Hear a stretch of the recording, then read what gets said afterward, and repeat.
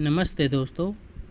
आज हम एनसीईआरटी की किताब में से कक्षा 8वीं पाठ संख्या 6 भगवान के डाकिए, जो कि रामधारी सिंह दिनकर जी द्वारा लिखा गया है, पाठ की प्रसंग व्याख्या, शब्दार्थ और पाठ का सार करेंगे।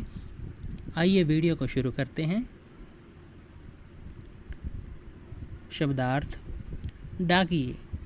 डाकिया होता है एक जगह से दूसरी जगह संदेश देके आने वाला। महादेश, बड़े बड़े देश को महादेश बोला जाता है। चिट्ठियाँ को पत्र या खत बोला जाता है। बाँचते मतलब होता है पढ़ना। काव्यांश है। पक्षी और बादल ये भगवान के डाकिए हैं, जो एक महादेश से दूसरे महादेश को जाते हैं। हम तो समझ नहीं पाते हैं, मगर उनकी लाई चिट्ठियाँ पेड़, पौधे, पानी और पहाड़ बाँचते हैं। कवि रामधारी सिंह दिनकर जी कह रहे हैं कि ये जो पक्षी हैं और ये जो बादल हैं, ये भगवान के डाकिए हैं। ये भगवान द्वारा दिया गया संदेश एक स्थान से दूसरे स्थान पहुंचाते हैं। ये एक महादेश से दूसरे महादेश को जाते रहते हैं। पक्षी उड़कर जाते हैं हवा में और बादल बहकर जाते हैं। बादल और पक्षी ये संदेश क्या देते हैं? जो पक्षी हैं वो अपने पंखों के द्वारा जो हवा में घुली हुई सुगंधी होती है, प्रेम की सुगंध, उसे अपने पंखों द्वारा एक स्थान से दूसरे स्थान पहुंचाते हैं। इसी प्रकार जो बादल हैं वो एक स्थान का जल वाष्प बनाकर उसे ऊपर उठाते हैं। तापमान जब ज़्यादा होता है तो जो धरती का जल होता है वो भाप बनकर उड़ने लगता है और ऊपर जाकर कण बन जाता है और बाद में दूसरे स्थान पे जाके ठंडा होकर वही बादल बारिश के रूप में उस पानी को ज़मीन पर गिरा देते हैं। अर्थात ये जो पाठ है वो यही शिक्षा दे रहा है कि ये जो सारा संसार है, कवि कह रहा है ये जो सारा संसार है एक है। प्रकृति इसे एक भाव से देखती है, एक नज़र से देखती है, किसी में भी भेदभाव नहीं करती। चाहे वो बारिश का पानी हो, चाहे वो पक्षी हो, वो एक जगह का संदेश दूसरी जगह पहुंचाते रहते हैं। तो इसलिए जो कवि है यही बता रहा है कि पक्षी और बादल भगवान के डाकिए हैं, जो प्रेम का, एकता का, सद्भावना का जो संदेश है एक स्थान से दूसरे स्थान पहुंचाते रहते हैं। हम तो समझ नहीं पाते हैं, मगर उनकी लाई चिट्ठियाँ पेड़, पौधे, पानी और पहाड़ बाँचते हैं। तो कवि कह रहा है ये जो पक्षी हैं या बादल हैं ये एक स्थान से दूसरे स्थान जाते हैं और वहाँ संदेश का, एक जगह का संदेश दूसरी जगह पहुँचाते हैं। तो लेकिन उनके द्वारा ये जो लाया गया संदेश है, उनके द्वारा ये जो लाई गई चिट्ठियाँ हैं, उन्हें हम समझ नहीं पाते। हम जो इंसान है उनकी भाषा ना जानते हुए हम उनकी भाषा समझ नहीं पाते हैं। तो इसलिए उनकी जो भाषा है, उनका जो संदेश है कौन समझता है? उनका जो संदेश है वो समझते हैं पेड़, पौधे, पानी और पहाड़। ये जो पेड़, पौधे, पानी, पहाड़ हैं ये पक्षियों और बादलों द्वारा संदेश लाया हुआ समझ लेते हैं। पेड़ पौधे क्या करते हैं? ये भी प्रकृति का एक अंग है। ये भी जो पूरा संसार है उन्हें एक भाव से देखते हैं। इनके द्वारा ऑक्सीजन दी जाती है, तो सभी को एक समान एक रूप में ऑक्सीजन मिलती है, हवा में मिल जाती है। तो हवा एक स्थान से दूसरे स्थान पहुंचती रहती है। और ये जो पानी है, पानी भी नदियाँ या दरिया के जरिए एक स्थान से दूसरे स्थान पहुंचता रहता है। और पहाड़ भी ऐसा लगता है जैसे एक देश से दूसरी देश को देख रहे हैं, उनकी ओर झांक रहे हैं। तो ये जो प्रकृति है वो सबको एक समान भाव से देखती है, सबको प्रेम देती है, सबको सद्भावना, एकता का संदेश देती है कि सब हम मिलकर एक रहें। क्योंकि ये जो बॉर्डर हैं, सीमा है, ये सीमा सिर्फ इंसान के लिए है, लेकिन ये जो प्रकृति है ये सीमा को नहीं मानती है। इनको सीमा में नहीं बांध कर रख सकते, चाहे वो पक्षी हों, चाहे बादल हों, चाहे पेड़ पौधे हों, चाहे पानी हो, चाहे पहाड़ हो। तो इनको हम सीमा में बांध कर कभी रख नहीं सकते। प्रकृति स्वतंत्र है, वो सभी पूरे संसार को एक ही मानती है, इसलिए एक देश से दूसरे देश और दूसरे देशों तीसरे देश तक बिना रुके या बिना किसी के दबाव में आए बहते रहते हैं और जाते रहते हैं। तो इसलिए कवि इस जरिए यही संदेश देना चाहता है कि ये जो सारा संसार है वो एक है, हम सब समान रूप से हैं, एक समान हैं और सभी हम एक दूसरे से प्रेम करें, एकता और भाईचारे के साथ हम एक इस स्थान पर, इस धरती पर रहें। हमें सीमाओं के झंझट में नहीं पड़ना चाहिए।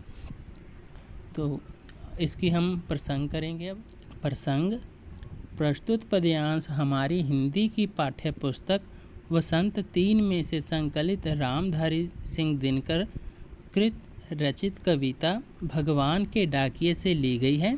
इस कविता में कवि पक्षियों और बादलों को भगवान का डाकिया मानते हैं।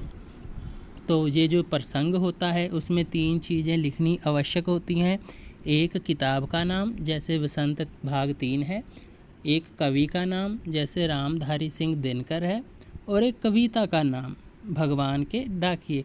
तो इन तीनों चीज़ों को लिखने के बाद जो आपके प्रसंग के अंक होते हैं वो आपको पूरे मिल जाते हैं।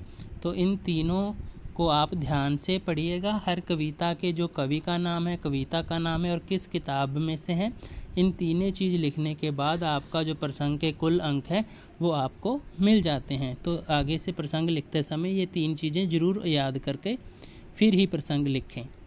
अब हम व्याख्या करते हैं। व्याख्या, कवि कहते हैं कि आकाश में उड़ते पक्षी और बादल भगवान का संदेश लेकर आए हुए हैं, उसके डाकिये हैं जो एक देश से दूसरे देश को उड़ते रहते हैं। इन डाकियों का संदेश हम समझ नहीं पाते, किंतु जिसके लिए है वह समझ जाते हैं। भगवान बादलों के द्वारा जो संदेश भेजते हैं उन्हें पेड़ पौधे, पहाड़ और जल अच्छी तरह से पढ़ पाते हैं, क्योंकि ये उनके लिए होते हैं। तो बस सीधी सी बात है, कवि यही कहना चाहते हैं कि ये जो पक्षी हैं और बादल हैं ये भगवान के डाकिये हैं, ये भगवान द्वारा लाया गया संदेश सब और फैलाते हैं और ये एक देश से दूसरे देश, एक महादेश से दूसरे महादेश को जाते रहते हैं, जिसके ज़रिए ये संदेश एक जगह से दूसरी जगह पहुंचा पाते हैं। और इनके द्वारा जो लाया गया संदेश है उन्हें हम समझने में सक्षम नहीं है, इसलिए ये जो संदेश लेकर आते हैं इनको समझने वाले पेड़ पौधे, पहाड़ और पानी हैं जो इस संदेश को अच्छे से समझ जाते हैं। तो आगे है काव्यांश 2, केवल होता है सिर्फ। अंकत मतलब अनुमान लगाना, धरती मतलब पृथ्वी या धरा, सुगंध मतलब खुशबू, सौरभ मतलब भी खुशबू, पंखों मतलब पंख, तीरता मतलब तैरता, भाप मतलब वाष्प, वाष्पीकरण होता है वाष्प। काव्यांश 2, हम तो केवल यहाँ ये आकत हैं कि एक देश की धरती दूसरे देश को सुगंध भेजती है और वह सौरभ हवा में तैरते हुए पक्षियों की पंखों पर तिरता है और एक देश का भाप दूसरे देश में पानी बनकर गिरता है। तो कवि रामधारी सिंह दिनकर जी कह रहे हैं कि हम तो केवल ये आकत हैं कि एक देश की धरती दूसरे देश को सुगंध भेजती है। कि कवि हैं जो वो कह रहे हैं कि हम तो सिर्फ यही अनुमान लगाते हैं कि जो एक देश की धरती है वो दूसरे देश को सुगंधी भेजती है, सुगंधी का जो संदेश है वो भेजती है। कैसे? जब पेड़ों पर फूल खिल जाते हैं तो उनसे निकलने वाली सुगंध हवा में फैल जाती है और एक देश की चाहे हवा हो वो दूसरे देश में बहना शुरू हो जाती है। तो वो उस खुशबू के ज़रिए एक धरती दूसरी धरती को, दूसरे देश की धरती को सुगंध भेजती है। इसके अतिरिक्त कोई भी पक्षी हो अपने पंखों द्वारा उस सुगंध को एक देश से दूसरे देश लेकर जाते हैं। तो यही कह रहे हैं कि हम तो केवल ये आकत हैं कि एक देश की धरती दूसरे देश को सुगंध भेजती है। यहाँ पे जो सुगंध है वो प्रेम की सुगंध की बात की गई है, एकता की बात की गई है कि सब हम एक समान हैं, सबको प्रकृति एक भाव से देखती है, तो हम सबको मिलकर रहना चाहिए। और वह सौरभ हवा में तैरते हुए पक्षियों की पंखों पर तिरता है, अर्थात कि वो जो खुशबू है, वो जो सुगंधी है, वो पक्षियों के पंखों के जरिए एक स्थान से दूसरे स्थान पर जाती है और वो हवा में ऐसा प्रतीत होता है जैसे तैर कर जा रहे हैं। तो और सौरभ हवा में तैरते हुए या तो हवा के माध्यम से या पक्षियों के पंखों के माध्यम से तैरते हुए एक स्थान से दूसरे स्थान जो वो सुगंधी है वो जाती है और एक देश का भाप दूसरे देश में पानी बनकर गिरता है। तो आपने विज्ञान में पढ़ा है कि जैसे जैसे ज़मीन पर पानी होता है, पानी के जो स्रोत होते हैं, चाहे वो नदियाँ हों, चाहे समुद्र हो, चाहे दरिया हो, तो उनके द्वारा जब तापमान ज़्यादा हो जाता है तो उसका पानी भाप बनकर उड़ने लग जाता है और जब उड़ता है तो वो ऊपर उठता है, ऊपर उठकर वो ठंडा हो जाता है और कणों में बदल जाता है और वो कण जब एक साथ जुड़ जाते हैं तो वो बादल का रूप ले लेते हैं और बादल उड़ते उड़ते एक देश से दूसरे देश चले जाते हैं और दूसरे स्थान पर जाकर जब वो ठंडे हो जाते हैं तो उनके द्वारा जो पानी है, जो भाप जाकर पानी बन गया था, तो उन्हें वो छोड़ देते हैं। बारिश के रूप में वो पानी दोबारा ज़मीन पर गिरता है, अर्थात एक देश का जो जल है वो बादलों के माध्यम से दूसरे देश में जाकर बारिश जैसे वो गिर जाता है। तो यही बात कह रहे हैं कि जो एक देश का पानी है वो दूसरे देश में चला जाता है, क्योंकि ये जो पानी है या हवा है या पंछी हैं, या बादल हैं, ये सीमाओं में नहीं बनते और एक स्थान से दूसरे स्थान बिना किसी रोक टोक, बिना किसी दबाव के चले जाते हैं। इनको सीमाओं में, बॉर्डर में नहीं रोका जा सकता, नहीं बांध कर रख सकते, ये सिर्फ इंसानों के लिए ही होते हैं।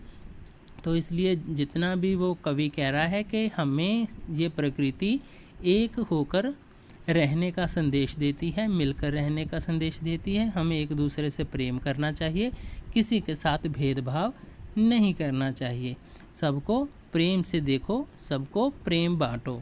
तो यही कहना चाहता है कवि कि ये जो पूरा संसार है, पूरी दुनिया है, वो एक ही है।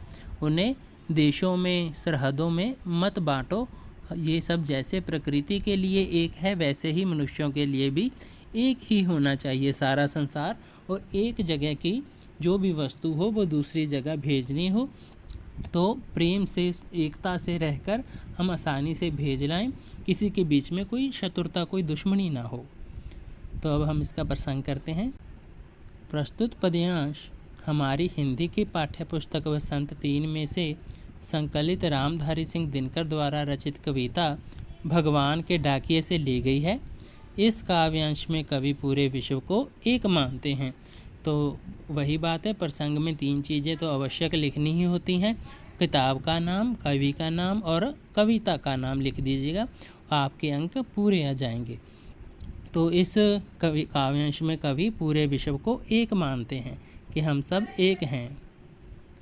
व्याख्या: कवि कहते हैं कि हम मनुष्य देश को उसकी सीमाओं से जानते हैं, किंतु प्रकृति किसी सीमा को नहीं जानती। वह अपना वरदान सबको देती है। सुगंध किसी बंधन को नहीं मानते हुए एक देश से दूसरे देश उड़ती जाती है। वही महक पक्षियों के पंखों पर बैठकर इधर से उधर उड़ती रहती है और एक देश से उठी भाप दूसरे देश में वर्षा बनकर बरसती रहती है। तो वही कह रहे हैं बात कि ये जो बादल हैं, ये पक्षी हैं, या ये जल है, वो एक जगह से दूसरी जगह उड़ता रहता है और एक जगह की जो प्रेम की सुगंध है वो दूसरी जगह पर पहुंचा देते हैं। और जो ये भाप है, जो जल है, वो बारिश के रूप में एक जगह से दूसरी जगह चला जाता है। तो ऐसे पूरा संसार एक है। तो हम सबको एकता के साथ, भाईचारे के साथ और प्रेम के साथ रहना चाहिए। तो ये थे हमारी कविता के प्रसंग व्याख्या। अब हम कविता का सार करेंगे, पाठ का सार।